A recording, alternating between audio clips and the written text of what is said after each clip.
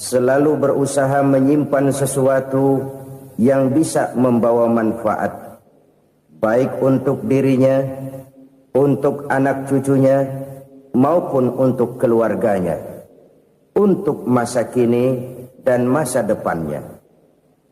Kadang simpanan itu berbentuk uang, kadang berupa tanah, lain saat berbentuk pabrik, dan lain sebagainya. Sementara masa depan yang paling pasti adalah akhirat.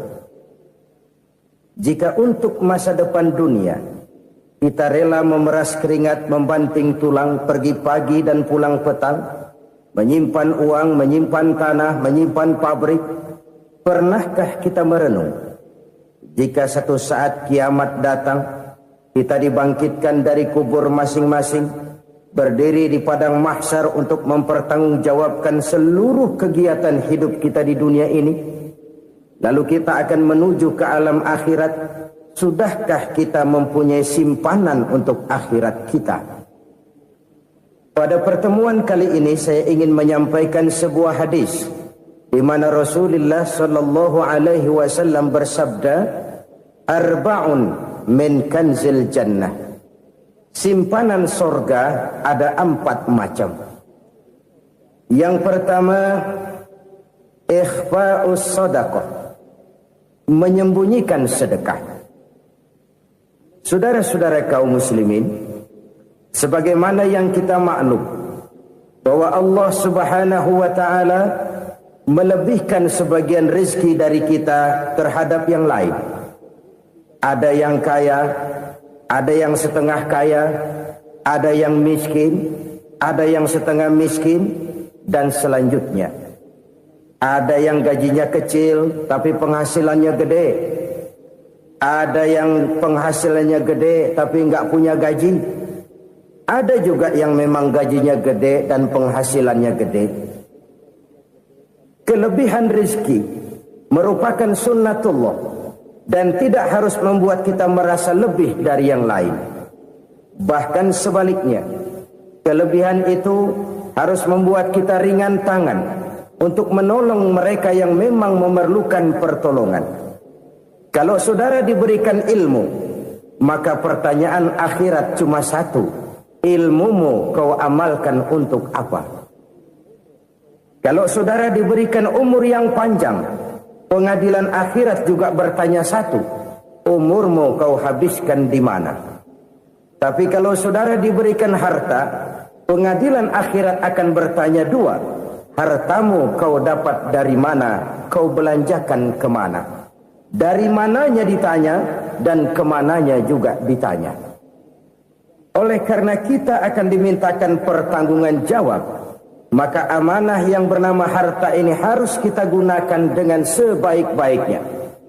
Ada penggunaan yang merupakan kewajiban, itu zakat namanya. Ada penggunaan yang sewaktu-waktu, itu infak namanya. Ada yang lebih sewaktu-waktu lagi, dan itu sedekah namanya. Zakat dia terikat oleh haul dan nisab, oleh putaran batas waktu dan ukuran dari harta itu sendiri. Sedangkan infak terikat oleh situasi dan kondisi perekonomian seseorang. Sedangkan sedekah tidak terikat dengan apapun. Dalam kondisi seperti apapun kita bisa melakukan sedekah dengan yang terkecil sekalipun.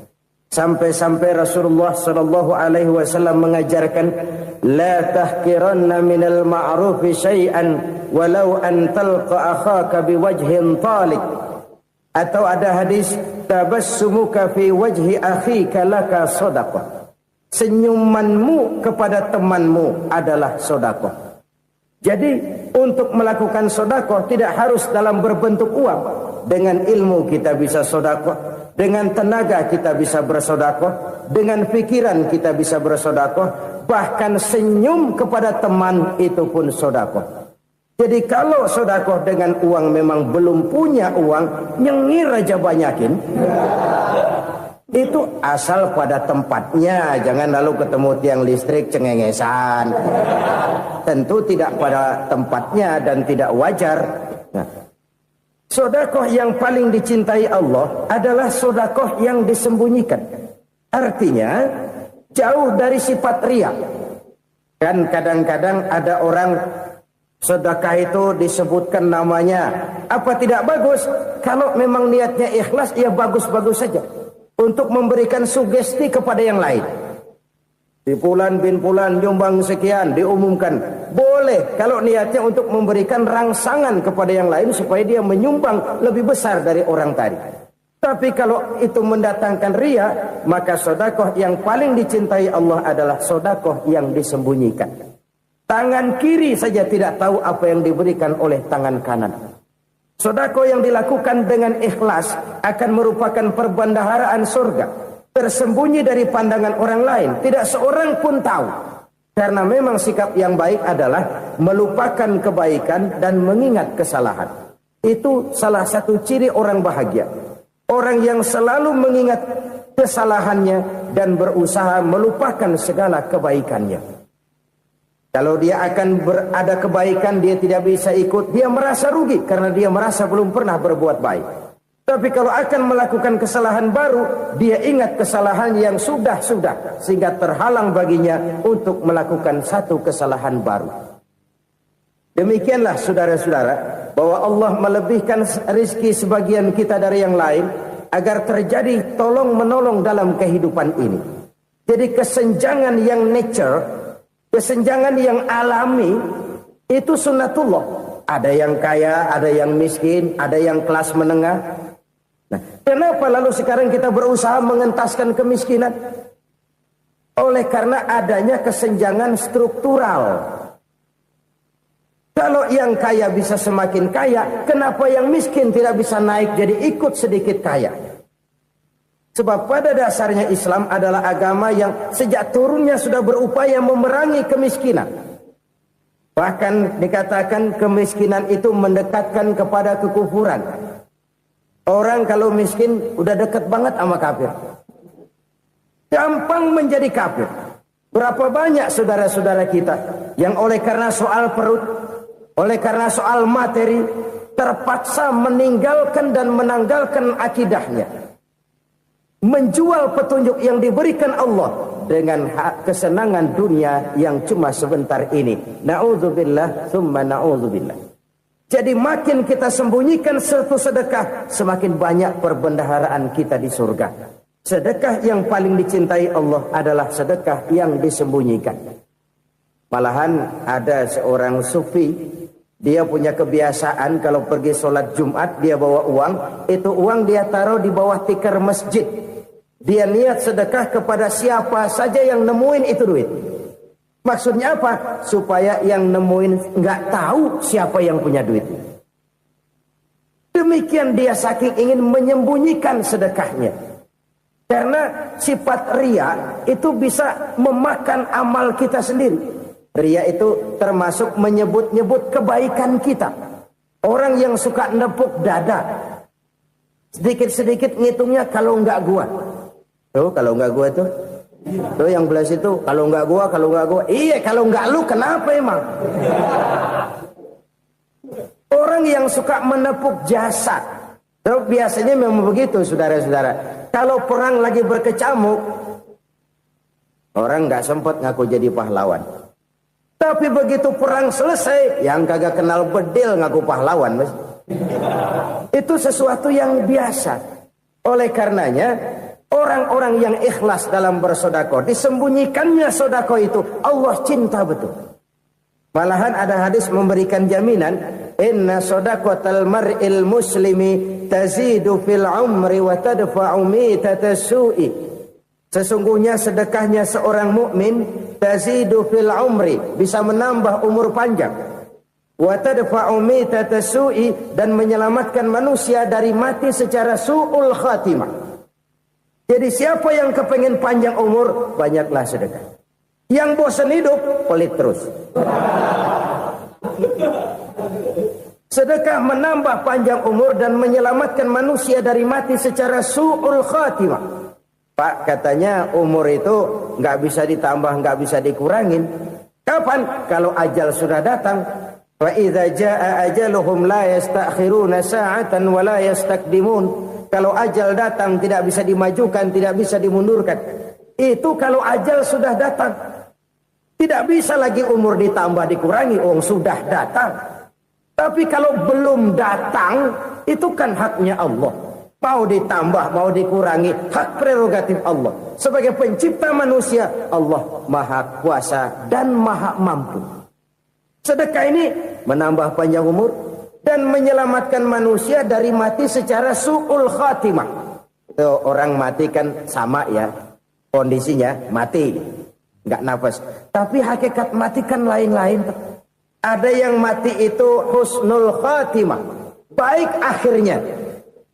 Misalnya lagi ngaji mati, lagi sholat mati, lagi sedekah mati. Ini yang dinamakan dengan husnul khatimah, baik di akhirnya. Sebaliknya ada yang su'ul khatimah, jelek di akhirnya. Ini yang jadi catatan akhir.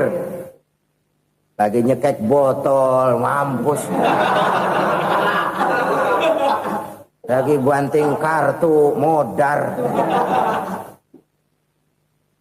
Su'ul khatimah, jelek pada akhirnya. Sedekah menyelamatkan manusia dari mati secara su'ul khatimah. Dan kita semua kepengen mendapat husnul khatimah, jauh dari su'ul khatimah. Oleh sebab itu yang bisa menyelamatkan kita dari penyakit itu antara lain adalah sedekah yang disembunyikan. Yang dikerjakan dengan ikhlas karena Allah. Tidak karena kepengen dipuji orang, tidak karena ingin dikatakan orang pemurah, sebab orang dermawan itu orang yang memberi tanpa harus diminta. Kalau masih harus diminta, ya belum dermawan namanya, masih harus diminta. Kalau nggak diminta ya tulus, lolos, polos. Saudara-saudara kaum muslimin rahimakumullah. Harta adalah amanat dan akan kita pertanggungjawabkan. Allah melebihkan rizki sebagian kita dari yang lain agar kita saling tolong menolong, bantu membantu. Nabi janjikan siapa yang meringankan beban saudaranya muslim di dunia, Allah akan meringankan bebannya di akhirat nanti. Sebuah jaminan dari baginda Nabi. Si orang yang kita bantu barangkali tidak bisa membalas, Allah yang akan membalas lewat jalan lain yang tidak pernah kita sangka-sangka. Ada orang tanya, Pak, ini ada orang nyumbang masjid sambil marah-marah, bagaimana? Saya bilang sumbangannya aja ambil, marahnya jangan. Marahnya jangan diambil, itu urusan dia. Saudara-saudara kaum muslimin rahimakumullah. Umat Islam ini kan umat yang punya potensi besar. Kadang kita merenung, kenapa kadang-kadang pembangunan masjid kok lambat sekali? Kalau hotel hari ini peletakan pertama, bulan depan peresmian. Supermarket hari ini peletakan batu pertama, minggu depan peresmian. Tapi kalau sudah yang namanya masjid, kadang-kadang peletakan batu pertama sekaligus jadi batu terakhir. 3 tahun, 4 tahun, campur nebar jalak di jalanan. Duit dijaring kayak ikan sepat. Apa tidak ada orang Islam yang kaya? Banyak. Apa tidak ada pengusaha muslim yang jadi konglomerat? Ada. Lalu yang belum banyak itu yang komit terhadap nilai-nilai agamanya. Akhirnya kita jatuh jadi umat yang lemah. Belum ada pengusaha konglomerat muslim buka pabrik super mie cap beduk misalnya umpamanya atau pabrik kecap cap sorban supaya identitas keislamannya sedikit kelihatan. Kita jatuh jadi umat yang lemah karena potensi tidak terinventarisir dengan baik. Kita ini ibarat kompor yang cuma matengin nasi orang lain. Potensi kita dimanfaatkan oleh orang lain. Ukhuwah Islamiyah kita baru terbatas kepada silaturahmi.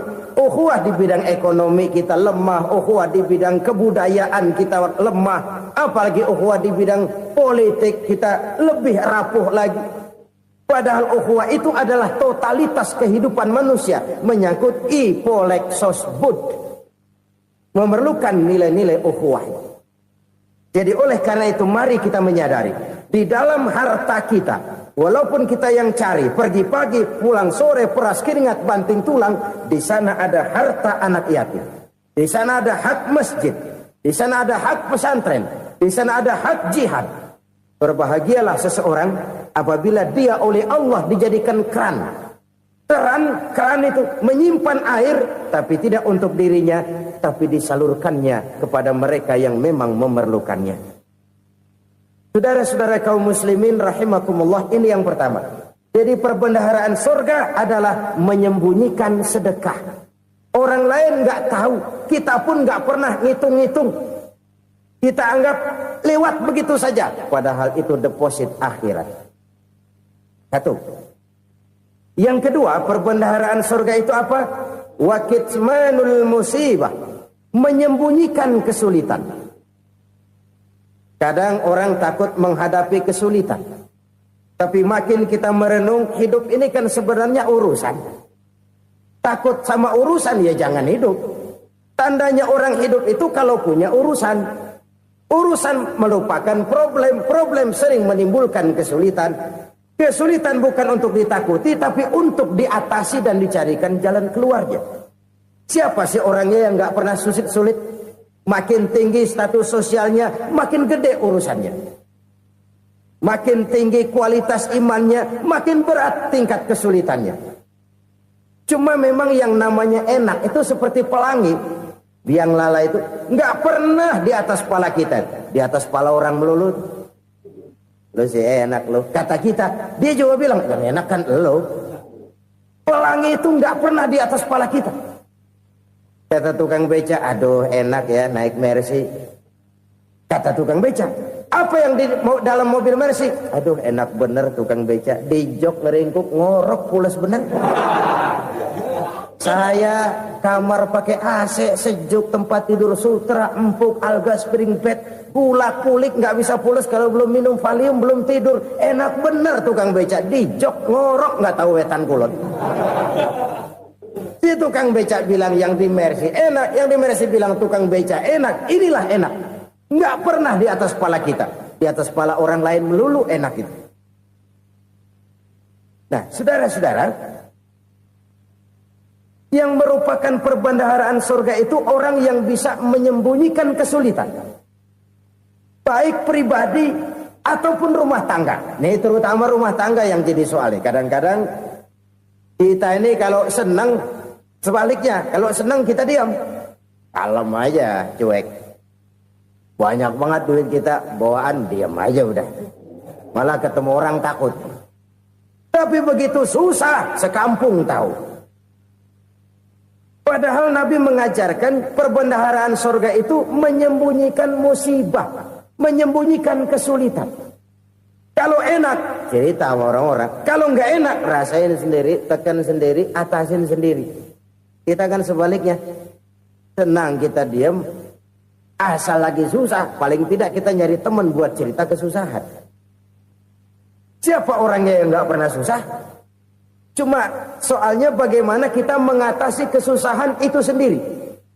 Begitu juga misalnya kalau orang sudah berumah tangga, itu orang tuanya harus menjadi tempat dia cerita yang enak-enak saja. Yang nggak enak rasain berdua, selesaikan berdua, atasin berdua. Jangan dibalik. Asal senang diam, giliran susah saja. Maknya laporan. Terbalik.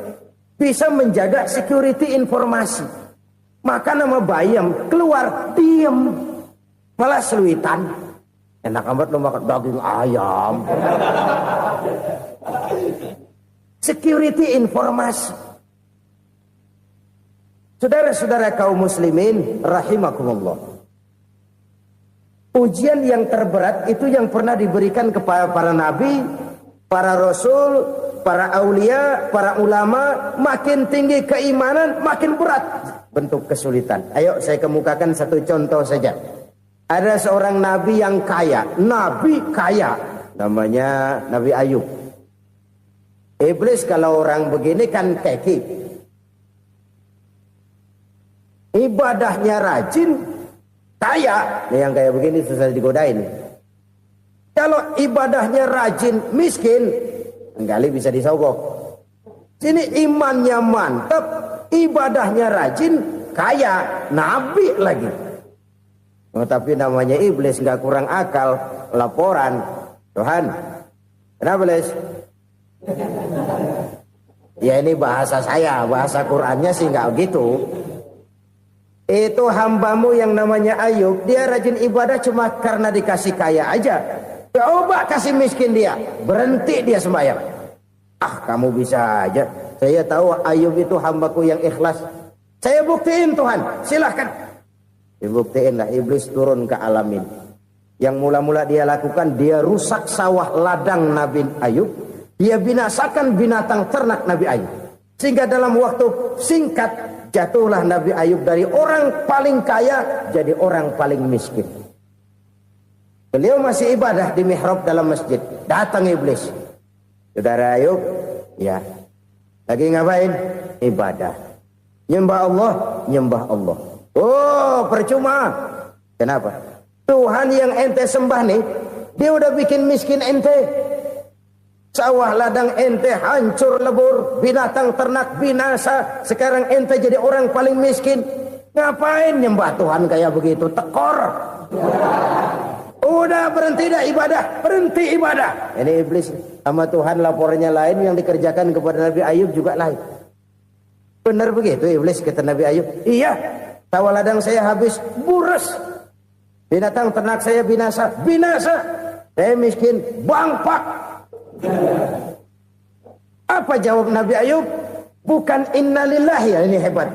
Alhamdulillahillazi a'tani wa akhza minni. Segala puji bagi Allah yang telah memberikan harta kepada saya dan sekarang mengambilnya lagi. Alhamdulillah. Allah yang ngasih, Allah yang ambil. Itu mah urusan Allah. Iblis cuman ibadah jalan terus, sujud lagi Nabi Ayub. Iblis seleher gondok banget. Dasar Nabi nggak mempan dia apa-apain. Miskin malah alhamdulillah. Allah yang ngasih, Allah yang ngambil. Jadi kalau kita tidak komit, kita tidak terikat kepada kaya, miskin, senang, susah, apa yang bisa bikin kita susah? Jadikan kekayaan, kemiskinan, jadikan senang, susah sebagai anak buah yang bisa kita atur. Jangan kekayaan ngatur kita, jangan kemiskinan ngatur kita. Kita yang harus mengatur mereka. Senang, susah, kaya, miskin, bahagia, sengsara, jadikan itu anak buah yang bisa kita atur. Kalau sekarang kita kaya, lain saat boleh jadi kita miskin, semiskin-miskinnya. Allah yang ngasih, Allah yang ngambil. Tenaga mana yang bisa menghalangi? Ibadah jalan terus. Iblis makin gondok. Dasar Nabi loh. Akhirnya apa? Nabi Ayub dikerjain, diberikan penyakit. Demikian fatal penyakitnya. Bayangin, udah miskin sakit. Masya Allah. Miskin sakit. Sakitnya nggak lama, kira-kira 16 tahun. Istrinya 3, 2 mental minta ceraiin. Ngerawatin laki bengek begini. Senang belum tentu, susah udah pasti nih. Cerai aja, cerai dah. Cerai. Tinggal satu Siti Rahmah yang setia menemani beliau. Sesetia-setianya hati perempuan. Satu saat Siti Rahmah bilang, "Bang, iya, abang kan Nabi bang. Lalu namanya Nabi kan doanya jarang meleset bang. Maksud kamu minta kenapa sih sama Tuhan biar abang sembuh baik dah bang?" Siti Rahmah, iya. Saya sakit berapa tahun sih dah? 16 tahun bang. Sebelum ini saya sehat berapa tahun? Ya kira-kira 60 tahun bang. Nah coba ente banding-bandingin Rahmah. Saya dikasih sehat 60 tahun. Dikasih sakit 16 tahun. Sudah nggak sabar. Mau doa kepada Allah minta sembuh. Saya malu. Malu kepada Allah. Diuji dengan yang luar biasa seperti ini. Tidak mengganggu stabilitas kehambaannya. Dia tetap menghamba kepada Allah subhanahu wa ta'ala. Saudara-saudara kaum muslimin rahimakumullah. Kunci menghadapi kesulitan itu apa? Allah jelaskan dalam satu ayat, wa basyiris sabirin alladzina iza asabathum musibah qalu inna lillahi wa inna ilaihi raji'un. Gembirakan orang-orang yang sabar Siapa mereka itu? Yang apabila mendapat musibah mereka kembali kepada keyakinan dasar. Segalanya dari Allah dan segalanya akan kembali kepada Allah. Ini konsepsi dasar dari sikap muslim dalam menghadapi berbagai kesulitan. Segalanya dari Allah, segalanya akan kembali kepada Allah. Kalau ini sudah kondisi dasarnya, maka kita akan lapang menghadapi kenyataan bagaimanapun pahitnya. Apakah itu namanya miskin, apakah itu namanya sakit, bahkan maut sekalipun. Maut sekalipun. Segalanya dari Allah, segalanya akan kembali kepada Allah. Ini sikap hidup, bukan sekedar ucapan. Kita kadang-kadang menjadikannya sebagai ucapan. Mulutnya sehingga berhenti, innalillahi wa inna ilaihi rajiun, tapi nangisnya terus gerung-gerungan. Bukan itu, ini kesadaran moral. Kalau segalanya dari Allah, segalanya kembali kepada Allah, kan sebenarnya cuma nunggu giliran. Hari ini saya nyembayangin dia, entah hari apa saya disembayangin orang. Hari ini saya antar dia ke kubur, entah hari apa orang nganterin saya ke kubur. Hari ini saya tahlilkan dia, entah nanti kapan orang tahlilkan saya. Segalanya dari Allah, segalanya akan kembali juga kepada Allah. Oleh sebab itu saudara-saudara, kesulitan bukan untuk ditakuti. Kesulitan justru untuk diatasi, dicarikan jalan keluarnya. Dan tidak ada orang yang tidak pernah mendapat kesulitan. Tidak ada. Semakin tinggi status sosial, semakin tinggi kualitas keimanan, semakin besar juga tingkat kesulitan. Hanya saja bagaimana cara kita mengatasinya. Dan Al-Quran menyatakan, inna ma'al usri yusra. Di balik kesulitan itu pasti ada kemudahan. Roda itu berputar. Karena itu Rasulullah sallallahu alaihi wasallam mengingatkan kepada kita, ta'arraf ilallahi firraha ya'rifka fisyiddah. Ingatlah kepada Allah di waktu kamu senang, supaya Allah ingat kepada kamu di waktu kamu susah. Kalau waktu senang kita ingat kepada Allah, kita susah, Allah tidak akan meninggalkan kita. Tapi kalau waktu senang kita jauh dari Allah, sujud tidak sempat, dengan masjid jauh, ketika senang kita lupakan Allah. Nanti begitu kita susah, Allah lupakan kita. Dan itu menyakitkan. Oleh karena itu orang-orang tua kita dulu bilang, kalau lagi sehat ingat-ingat, lu bakal sakit nanti. Kalau lagi kaya ingat-ingat satu saat kita bakal jatuh miskin. Bahkan kalau lagi muda ingat-ingat kita bakal tua. Dan yang terpenting, kalau lagi hidup ingat-ingat kita bakal mati. Saudara-saudara kaum muslimin rahimakumullah. Jadi yang kedua yang merupakan perbendaharaan surga, menyembunyikan musibah. Saudara-saudara kaum muslimin rahimakumullah. Hal ketiga yang merupakan perbendaharaan surga adalah wasilatur rahmi. Orang yang suka bersilaturahmi. Sebagaimana yang kita maklum bahwa manusia adalah makhluk yang disebut zon politika.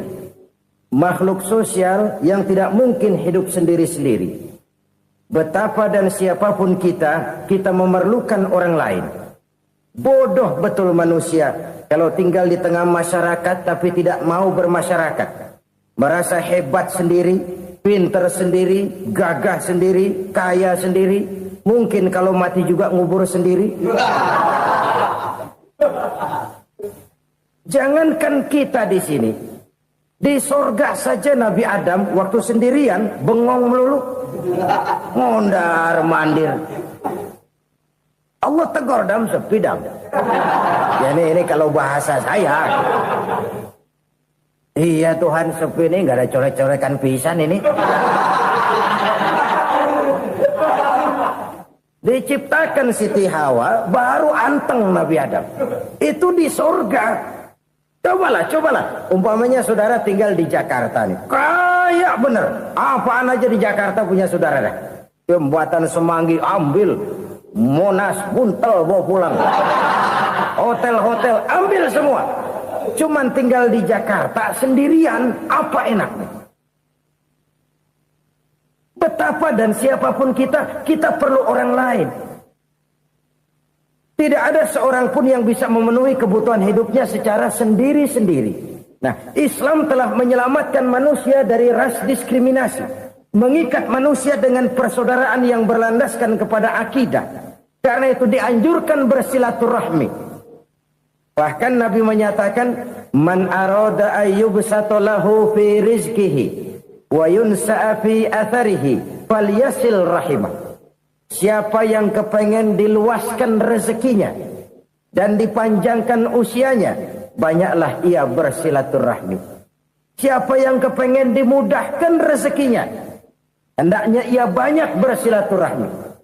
Kalau banyak teman, kesulitan kan paling tidak ada tempat cerita. Udah susah, sendirian kita pikirin diri, nggak ada tempat tukar pikiran. Cepet banget sama bengek. Dilawan sendiri. Nah, secara makro kita bisa berkata, tidak mungkin ada kemenangan kalau tidak ada kekuatan. Tidak ada kekuatan kalau tidak ada kesatuan dan persatuan. Tidak mungkin ada kesatuan dan persatuan tanpa semangat silaturahmi. Kalau umat Islam mau menang, dia harus kuat. Kalau umat Islam mau kuat, dia harus bersatu. Kalau umat Islam mau bersatu, dia harus membudayakan silaturahmi ini. Bahkan sampai-sampai kata Nabi, kalau bisa cari nilai tambah. Apa? Silman qata'at. Bersilaturahmilah kau kepada orang yang marah denganmu. Masya Allah, indahnya ajaran agama kita. Orang yang marah pun kepada kita, kata Nabi, kalau bisa bersilaturahmilah kepadanya, kepada orang yang marah itu. Di situ nilai tambah. Cuman jujur nih hadis, ngucapinnya gampang, ngamalinnya yang berat banget. Orang marah sama kita, kita disuruh silaturahmi, ada apa malu? Lu marah, ada gue marahan lagi. Tunggu pikirin. Saudara-saudara kaum muslimin rahimakumullah. Tapi ini yang diajarkan, bahkan ini yang dicontohkan oleh baginda Rasul. Bagaimana begitu mudah? Misalnya satu saat Abu Jahal ini ngatur strategi bagaimana bikin Muhammad celaka. Dia gali lubang di depan tempat tidurnya. Dia tutupin daun korma. Terus dia panggil seseorang, ke sini. Kasih tahu Muhammad, pamannya sakit keras, minta ditengokin. Berangkat orang ini ke sana. Muhammad, labbaik. Pamanmu sakit keras, dia minta ditengokin. Baik, saya akan datang menjenguk beliau. Berangkatlah Nabi ke rumah Abu Jahal tanpa prasangka apapun.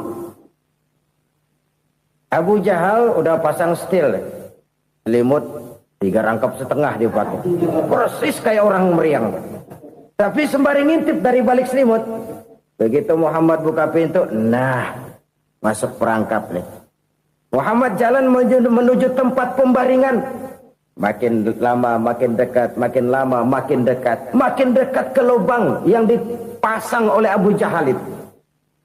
Dalam hati Abu Jahal, terus dah jatuh, mampus dah lo ini. Mampus lo hari ini nih. Apa yang terjadi? Malaikat Jibril datang. Muhammad, pamanmu cuma pura-pura sakit. Di depan tempat tidurnya ada lubang perangkap supaya kamu jatuh ke situ. Sudah, kamu pulang. Balik kanan Nabi. Sudah hampir jatuh ke lubang, balik kanan, pulang. Bayangin kecewanya Abu Jahal. Muhammad dikit lagi, Muhammad dikit lagi. Enggak paman, saya pulang aja. Emosi bangun dari tempat tidur, enggak sadar kalau lagi pura-pura sakit. Lompat ngejar Nabi, dia lupa dengan lubang yang dia gali. Usrak, nyemplung sendiri ke dalam lubang.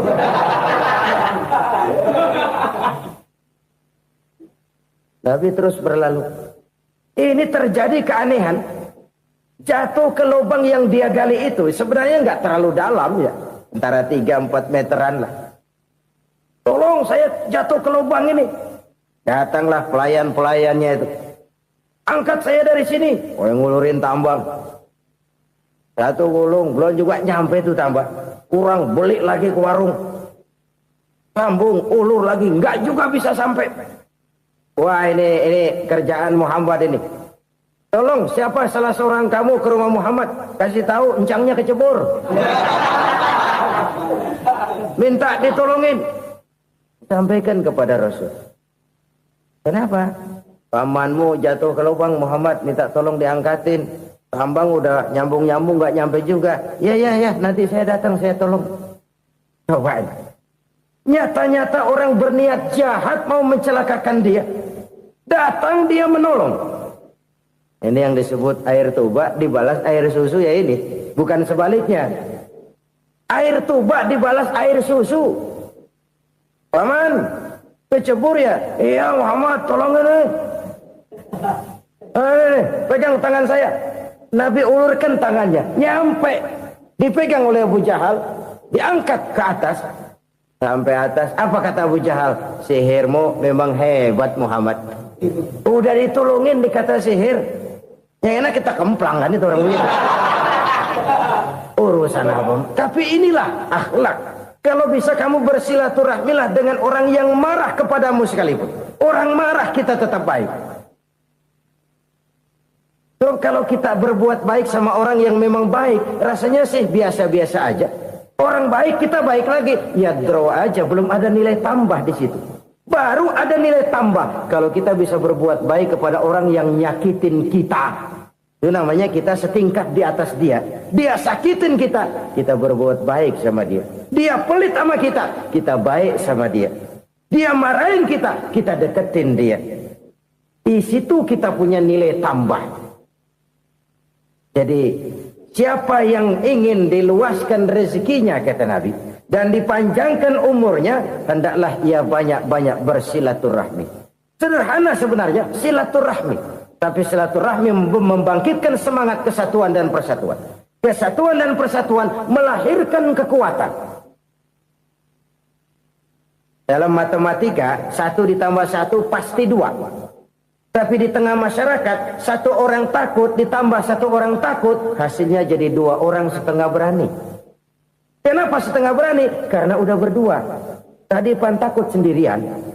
Kalau dia kumpul turu-turu takutlah jadi berani. Kita yang lemah, kita yang tidak berdaya, kita yang miskin, kalau mau kompak bersatu, apa yang nggak bisa kita kerjain? Apalagi tinggal di kota besar, pilihan cuma 2. Bertahan atau minggir. Bertahan atau minggir. Untuk bisa bertahan harus mampu bersaing. Untuk mampu bersaing harus punya keahlian. Keahlian harus ditunjang dengan pendidikan. Ditambah oleh kekompakan sebagai umat. Udah miskin mencar mulu, orang injek gitu. Orang nggak pandang urusan apa yang malu. Oleh karena itu silaturahmi pada hakikatnya merupakan roh dari ukhuwah yang diajarkan oleh agama kita. Bagaimana Islam menyelamatkan masyarakat manusia dari ras diskriminasi, mengikat manusia, dan tidak ada persaudaraan yang lebih indah selain persaudaraan yang diikat dengan nilai-nilai akidah. Sepanjang orang di jalan Allah, itulah saudara kita. Keluar dia dari jalan Allah, selesailah persaudaraan sampai di situ. Karena itu, kalau ingin menyimpan sesuatu di surga, banyaklah bersilaturahmi. Datang ke rumah ini, datang ke rumah itu, dan lain sebagainya. Itu simpanan kita di akhirat nanti. Ini yang ketiga. Saudara-saudara, yang keempat, perbendaharaan surga itu apa? Wa qawlu la hawla wa la quwwata illa billah. Ucapan la hawla wa la quwwata illa billah. Ibadah kan ada yang berat, modalnya besar. Bangun masjid berat, modalnya besar. Bangun rumah sakit berat, modalnya besar. Ada ibadah yang berat, tapi modalnya ringan. Misalnya puasa.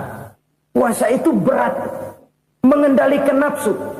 Kalau sekedar nggak makan nggak minum sih enteng, mengendalikan nafsu. Itu jihad terbesar, tapi kan modalnya ringan, cuma niat saja. Ini ibadah berat, modalnya ringan. Ada ibadah yang ringan, modalnya juga enteng. Seperti termasuk ucapan la haula wa la quwwata illa billah. Tanpa sadar, la haula wa la quwwata illa billah. Nyelengin tuh di surga. Nyelengin, kita nggak terasa, nyelengin simpenan akhirat. La haula wa la quwwata illa billah. Nyimpan lagi. Kaget, la haula wa la quwwata illa billah, nyimpan lagi, banyak simpanan. Walaupun sebenarnya yang dimaksud di sini adalah kesadaran batin bahwa tidak ada daya dan kekuatan kecuali Allah. Itu intinya. Kita memulai pekerjaan disunahkan baca bismillah, kan begitu. Apa itu? Kesadaran moral. Bahwa ini saya bisa kerjakan. Saya kerjakan ini dengan menyebut nama Allah. Kenapa? Kalau Allah tidak memberikan daya dan kekuatan, mana mampu saya kerjakan ini. Maka saya kerjakan ini dengan menyebut nama Allah. Bismillah. Kesadaran moral. Manusia hanya wajib berusaha, tapi nggak pernah wajib berhasil. Banyak hal-hal yang kalau kita renungkan secara rasio nggak mungkin. Tapi jadi kenyataan. La haula wa la quwata illa billah. Tidak ada daya dan kekuatan kecuali bagi Allah semata-mata. Kesadaran moral akan kelemahan dan keterbatasan makhluk bernama manusia. Kadang kita kagum dengan otak, tapi kita sering lupa sama yang bikin otak. Padahal bagaimanapun hebatnya otak, yang bikin otak pasti lebih hebat dari otak. Nggak percaya, silahkan otak-otakan. Inilah kecenderungan. Kita kagum dengan pesawat-pesawat mutakhir, bukan main, besi gede banget terbang itu. Alangkah hebatnya. Lalu apa yang bikin otak tidak lebih hebat dari itu semua? Kita puji laut, apa yang bikin laut tidak lebih hebat dari laut itu? La haula wa la quwata illa billah. Tidak ada daya dan kekuatan kecuali Allah. Apa yang bisa kita lakukan kalau tidak karena daya dan kemampuan yang diberikan oleh Allah kepada kita? Lahirlah sikap tawadu, rendah hati, tidak melonjak menjadi angkuh dan sombong, sadar akan kelemahan dan keterbatasan diri. Sebagai makhluk yang diciptakan oleh Allah Subhanahu wa ta'ala. Jadi satu sisi ini ucapan yang berpahala, la haula, jadi wiridan. Pada sisi lain ini kesadaran moral, sikap mental, kesadaran batin, bahwa yang punya daya dan kekuatan itu cuma Allah. Kita nggak pantas untuk sombong, sebab sombong itu pakaiannya Allah. Kita nggak sedang pakai pakaian Allah, kegedean. Dan makin kita renungi, makin terbentur. Apa sih yang bisa kita sombongin? Kita mau sombong apa? Kaya, pintar, itu kan semua relatif. Di atas langit masih ada langit lagi.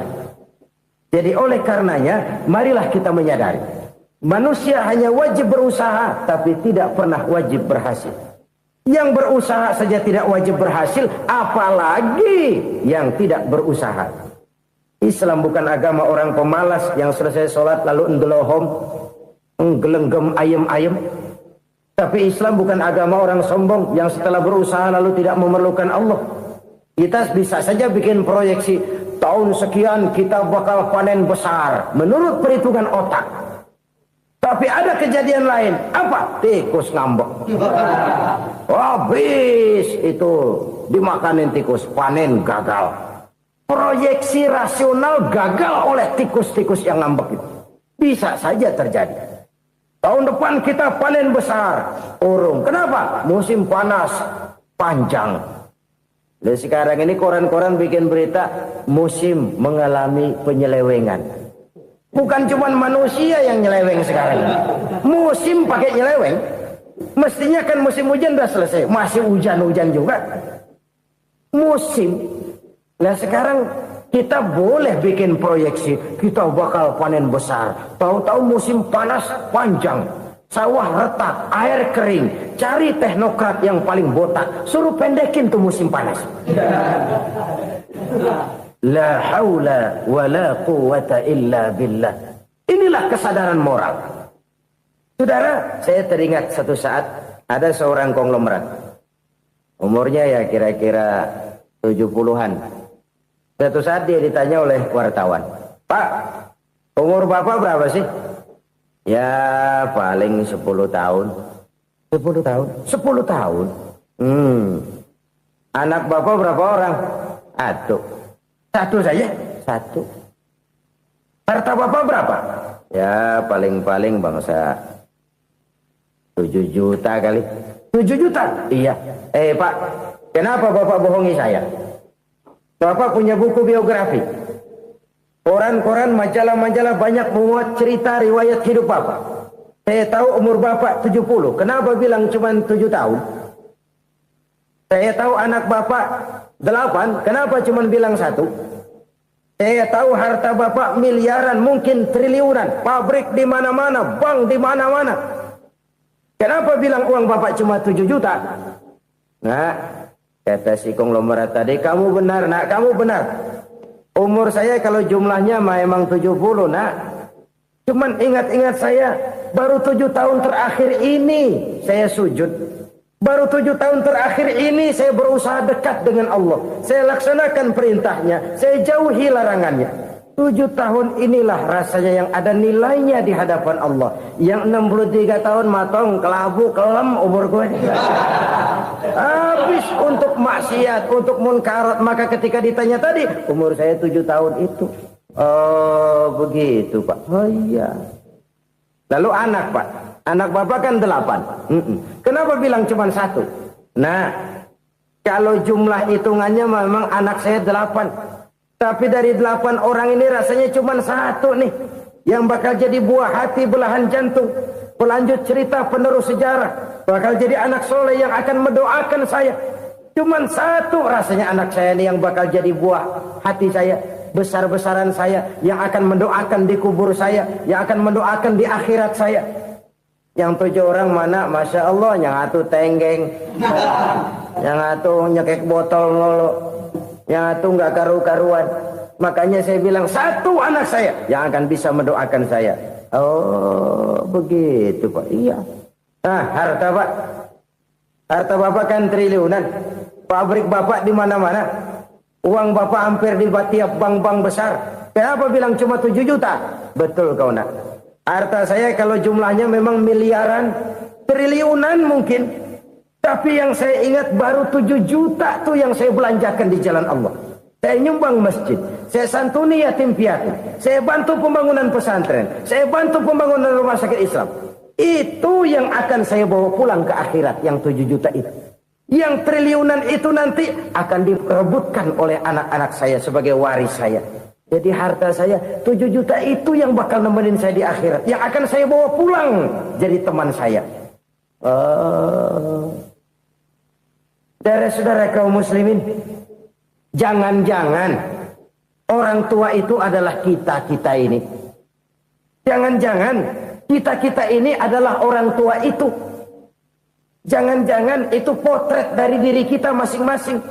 Dari sekian umur yang diberikan Allah, berapa tahun yang ada nilainya di hadapan Allah. Dari sekian anak-anak yang merupakan amanah, berapa yang akan mendoakan kita sebagai orang tuanya menjadi anak soleh. Dari sekian banyak harta yang diberikan Allah, berapa yang akan kita bawa pulang menghadapnya nanti, yang kita belanjakan di jalan Allah. Ini sebuah potret kehidupan.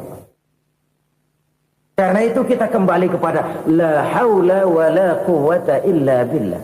Kita wajib berusaha, kita wajib berikhtiar. Selebihnya segala daya dan kekuatan hanya milik Allah saja semata-mata.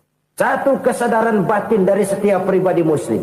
Setelah ia berusaha dan berikhtiar, ia menyerahkannya kepada Allah Subhanahu wa ta'ala. Jadi satu sisi ini merupakan wiridan ucapan yang mengandung pahala. Pada sisi lain ini merupakan sikap batin dari seorang muslim di dalam ia menghadapi realitas kehidupan ini.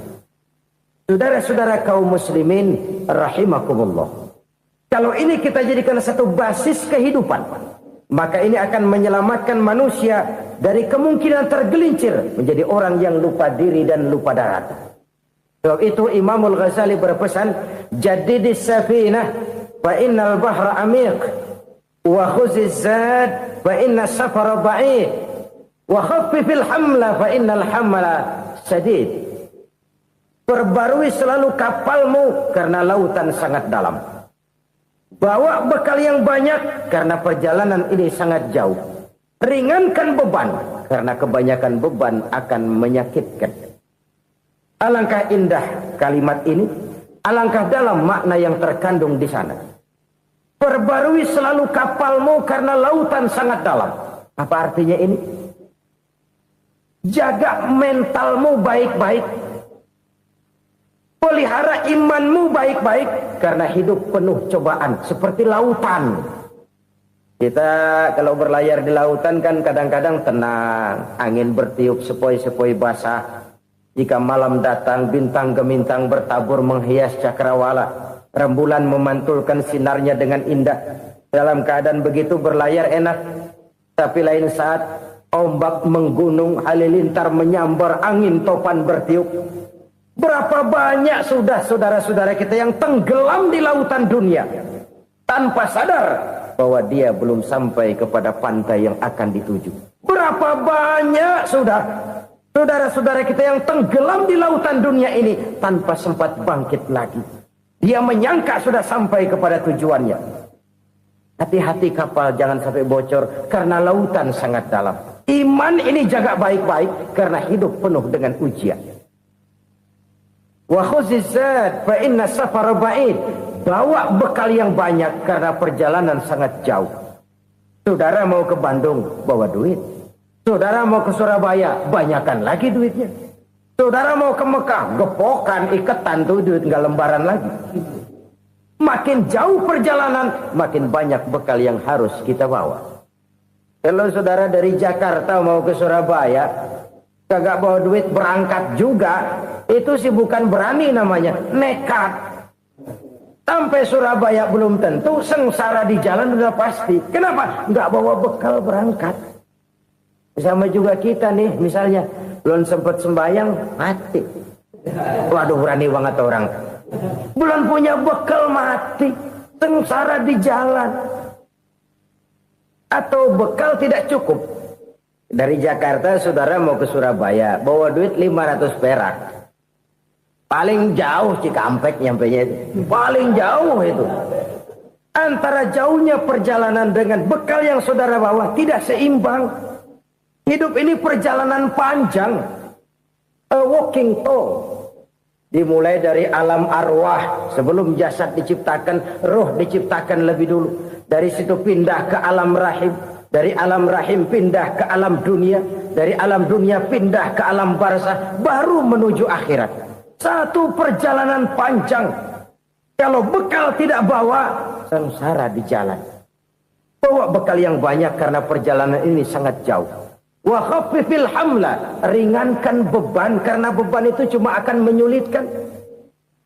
Kalau bekal itu sih keperluan, tapi beban nggak kita perluin, coba ngeberat-beratin. Apa ini beban? Dosa, kecurangan, kebatilan, kezoliman, ketidakadilan, kesewenang-wenangan. Itu akan jadi beban kita di akhirat. Alangkah celakanya, perjalanan panjang, bekal tidak bawa, beban kelewat banyak, alamat sengsara di jalan. Pahala tidak ada, dosa berlipat ganda. Na'udzubillah, summa na'udzubillah. Kalau kita rangkum nasihat Al-Ghazali dengan kisah si konglomerat tadi, kita akan mengambil kesimpulan. Pertama, bekal terbaik dalam menghadapi gejolak kehidupan ini tidak lain adalah iman. Yang kedua, pahala dan dosa. Dua hal kontroversial. Pahala adalah bekal, dosa adalah beban. Tapi kita sekarang kan tidak begitu terangsang kepada yang abstrak. Orang berlomba mencari yang konkret-konkret saja. Yang real. Kalau memang dosa, benjol dong. Kira-kira begitu. Kira-kira begitu. Persis orang Yahudi dulu. Orang Yahudi itu kan pernah minta kepada Nabi Musa. Ya Musa, lan nu'mina laka hatta narallaha jahrah. Musa, kami nggak bakal mau beriman kepada Allah kalau belum kami lihat Allah ada nongkrong di depan kami. Kalau memang Tuhan ada, taruh dong di depan kami. Mau yang konkret-konkret saja. Kalau memang dosa, benjol dong. Kalau memang pahala, berasa dong. Orang terangsang kepada yang real, yang konkret-konkret saja. Karena itu, untuk mengejar dosa, orang mau bayar. Tapi untuk mengejar pahala, walaupun tidak bayar, orang segan. Ini yang dikatakan oleh Nabi, kamu mengharapkan ke surga, tapi kamu berat melaksanakan sesuatu yang bisa membawa kamu ke surga. Kamu ingin jauh dari neraka, tapi tiap saat kamu lakukan perbuatan-perbuatan yang justru menjerumuskan kamu ke neraka. Idda'aitum an-najata minan nar wa ramaitum fiha anfusakum. Kamu ingin selamat dari neraka, tapi kamu lemparkan diri kamu ke neraka. Kamu ingin masuk surga, tapi berat sekali kamu melakukan perbuatan-perbuatan yang bisa menyampaikan kamu di surga. Saudara-saudara kaum muslimin rahimakumullah. Jadi hal keempat yang merupakan perbendaharaan surga adalah la haula wa la quwwata illa billah. Satu sisi ini merupakan ucapan yang memperberat timbangan akhirat. Pada sisi lain ini merupakan sikap hidup seorang muslim. Kesadaran batin yang sangat dalam bahwa tidak ada daya dan kekuatan kecuali Allah.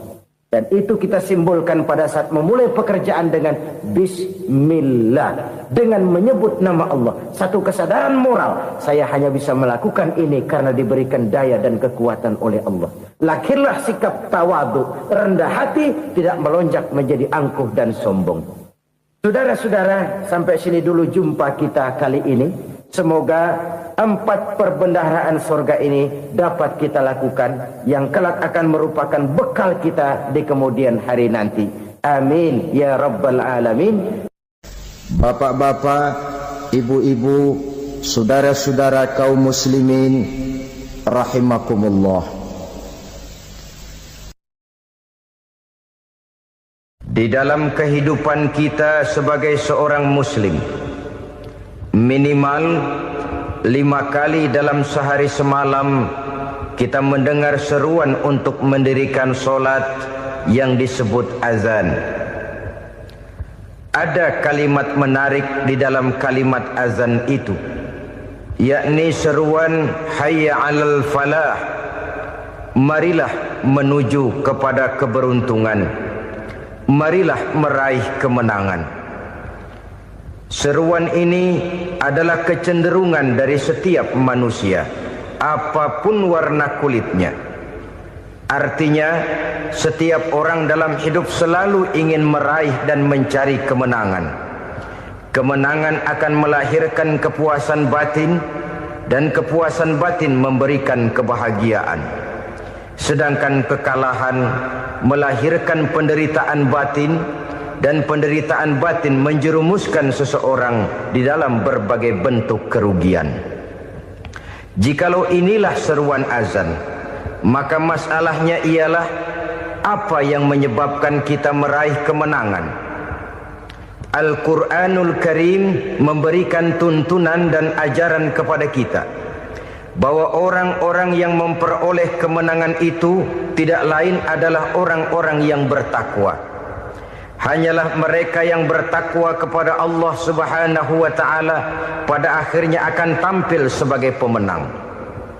Lalu siapa orang yang bertakwa itu? Dijelaskan dalam awal-awal Al-Baqarah, orang yang bertakwa yang akan meraih kemenangan. Pertama, allazina yu'minuna bil ghaib, yaitu orang-orang yang beriman kepada yang gaib. Percaya bahwa ada alam yang gaib, alam yang abstrak, alam yang tidak bisa dijangkau oleh salah satu daripada panca indera kita. Mereka percaya dan beriman kepada adanya malaikat, beriman kepada adanya iblis dan jin, beriman kepada adanya alam kubur, beriman kepada adanya alam mahsyar, beriman kepada adanya alam akhirat, beriman kepada adanya surga dan neraka. Beriman bukan cuma sekedar beriman dalam ucapan bibir saja, tetapi beriman yang nilai iman itu mampu mewarnai gerak dan gaya hidupnya. Iman yang meresap sampai ke tulang sumsum, kemudian memberikan dampak positif di dalam kehidupan manusia.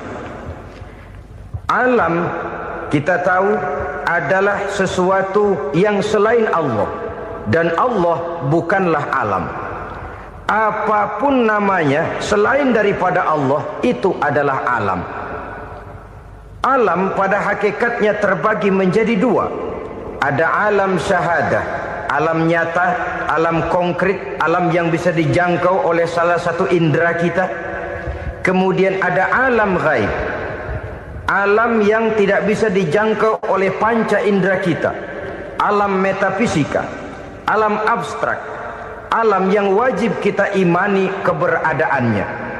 Kita percaya bahwa malaikat itu ada, Kita percaya kepada jin, bahwa jin itu ada. Kita percaya kepada adanya iblis dan setan. Bukan percaya kepada iblis dan setannya, percaya bahwa iblis dan setan itu ada. Itu termasuk salah satu daripada sifat orang yang bertakwa kepada Allah. Saudara-saudara kaum muslimin rahimakumullah, kecenderungan pembangunan yang lebih bersifat materialistis biasanya menggeser aspek kehidupan rohani. Orang berpikir empiri, dan dalam pola pikir yang demikian maka alam gaib tidak lagi mendapat perhatian. Aspek kehidupan yang bersifat rohaniah malah mulai ditinggalkan. Akibatnya terjadilah kepincangan di dalam kehidupan kita. Pernah ada satu pengalaman pribadi.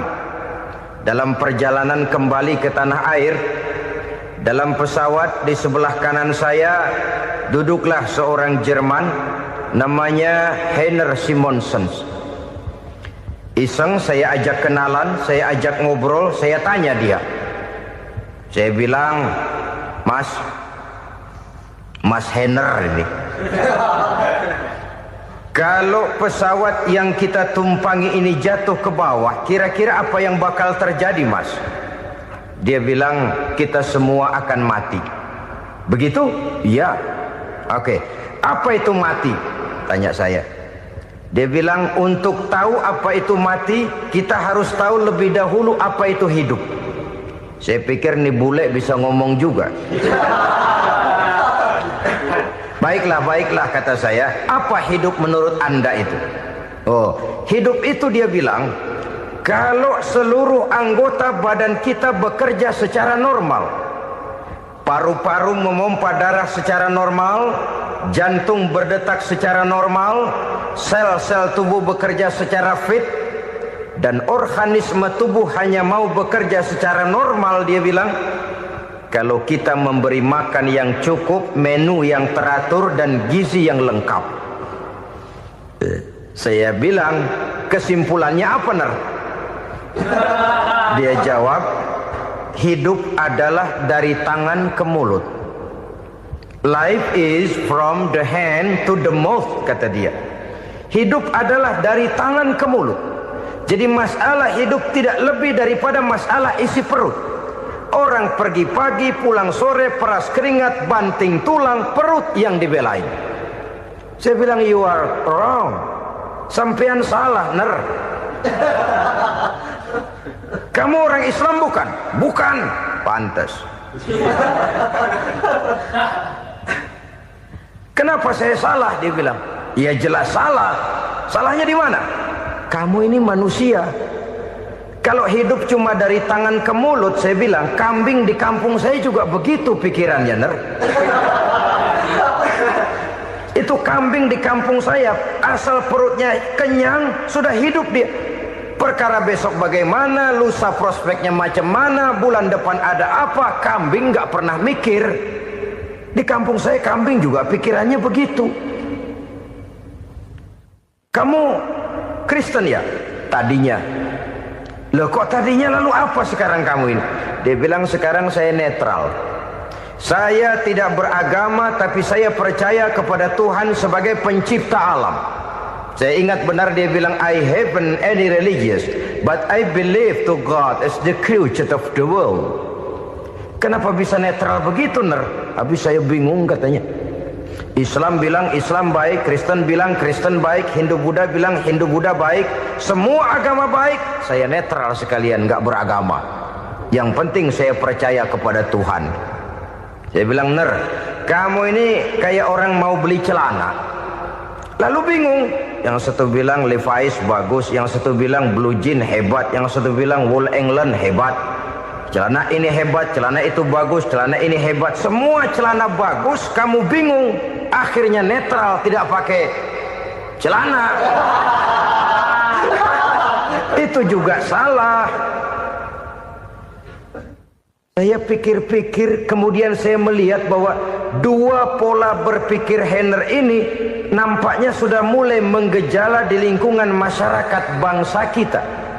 Disadari atau tidak, secara jujur kita harus berkata, dua pola pemikiran Heiner ini mulai berkembang di tengah masyarakat bangsa kita. Pertama, pola pikir materialisme. Hidup adalah dari tangan ke mulut. Masalah hidup tidak lebih masalah isi perut. Itu yang perlu dibela, dan disitulah arti kehidupan. Pergi pagi, pulang sore, peras keringat, banting tulang untuk mempertahankan perut. Kalau sudah kemari cara orang berpikir, maka buat apa percaya kepada yang gaib? Untuk apa sholat? Untuk apa puasa? Untuk apa zakat? Untuk apa menghadiri majelis taklim? Tanpa kepercayaan kepada yang gaib, hidup berjalan menurut alur empiris dan materialis. Kalau sudah ke sana cara orang berpikir, biasanya orang lalu cenderung menghalalkan segala cara. Hanyalah orang yang percaya bahwa akhirat ada. Hanyalah orang yang percaya bahwa alam kubur itu ada. Hanyalah orang yang percaya bahwa malaikat itu ada, hidupnya akan lebih terarah dan terkendali. Karena kepercayaan kepada yang gaib, yang merupakan fase daripada kehidupan setelah hidup yang sekarang ini, mewarnai gerak pribadi seseorang di dalam dia melakukan kegiatan hidupnya. Pola berpikir materialisme, disadari atau tidak, mulai menggejala di lingkungan masyarakat bangsa kita. Hidup tidak lebih dari urusan tangan ke mulut, mulut ke tangan, tangan ke mulut. Asal perut sudah kenyang, hiduplah sudah. Perkara bagaimana prospek hari yang akan datang, bagaimana akhirat, tidak jadi persoalan. Ini yang oleh Nabi diperingatkan, ad-dunya sijnul mu'min wa jannatul kafir. Dunia adalah penjara bagi orang beriman dan surga bagi orang kafir. Dulu di zaman Belanda hadis ini pernah disalah tafsirkan, disalah artikan, digunakan sebagai senjata untuk mengkebiri dan membuat impoten umat Islam. Sudahlah umat Islam gak usah macam-macam, kata Belanda. Dunia ini kan penjara buat orang Islam, surga buat orang kafir. Di penjara jangan bertingkah.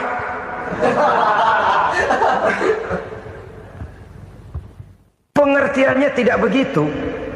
Dunia adalah penjara bagi orang mukmin. Artinya dalam kehidupan dunia seorang mukmin tidak bebas memperturutkan hawa nafsunya.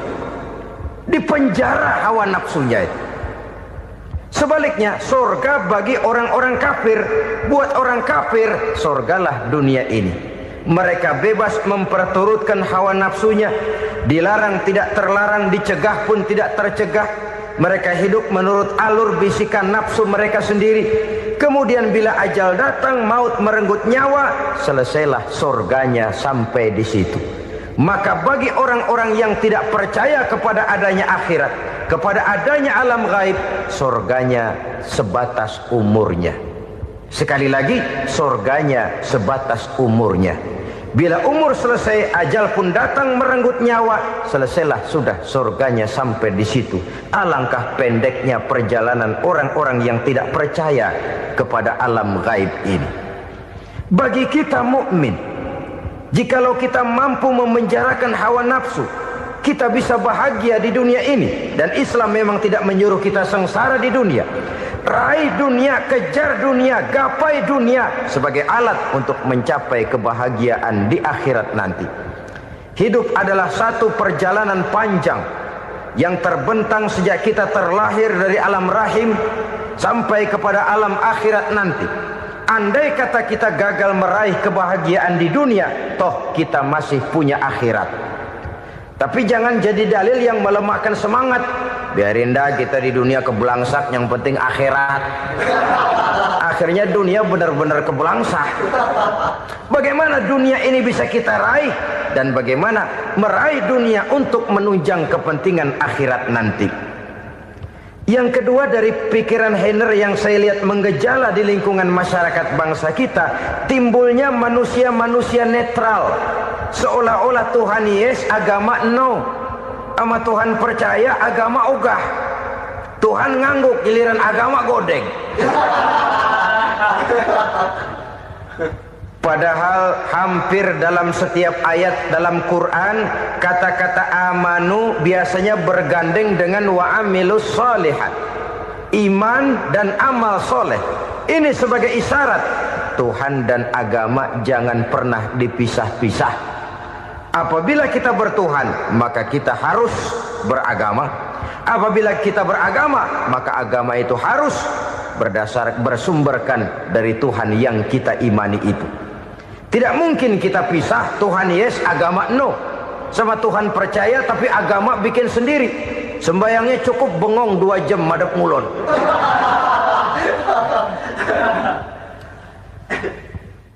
Saudara-saudara kaum muslimin rahimakumullah. Jadi dengan demikian, agama yang kita akui merupakan unsur mutlak di dalam pembangunan sekarang ini, merupakan bagian dari kehidupan yang menuntun kita bahwa di balik alam nyata ini, di balik alam syahadah ini ada alam gaib. Dan mudabbir, murabbi, yang mengatur, yang menguasai, yang memelihara baik dia alam nyata, baik dia alam gaib, tidak lain adalah Allah Subhanahu wa ta'ala. Di sana ada satu super power, satu maha kekuatan yang kita perlu bersandar kepadanya. Sebagai makhluk nyata yang hidup di alam nyata, berbuatlah secara nyata sebagaimana harusnya kita berbuat. Karena Islam jelas bukan agamanya orang pemalas.